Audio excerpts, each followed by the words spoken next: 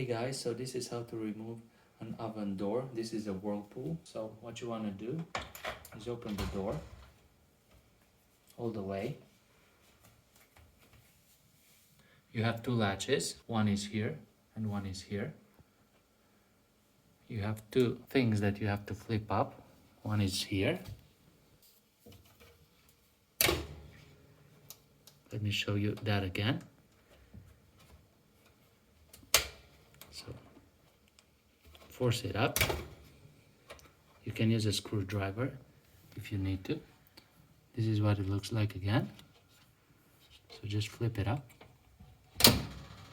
Use a screwdriver or something. Okay. Now you want to close it about at a 45-degree angle. And you want to grab it like that. Use your leg to support it a little bit. Kind of like pull it up. So pull it up and then sort of like you're closing it.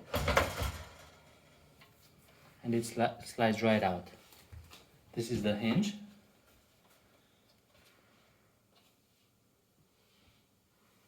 Okay, that's where it goes.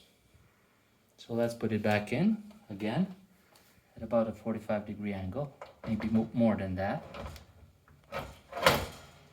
And then just let it drop and force it all the way open.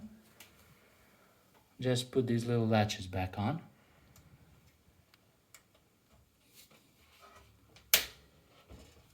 One more here.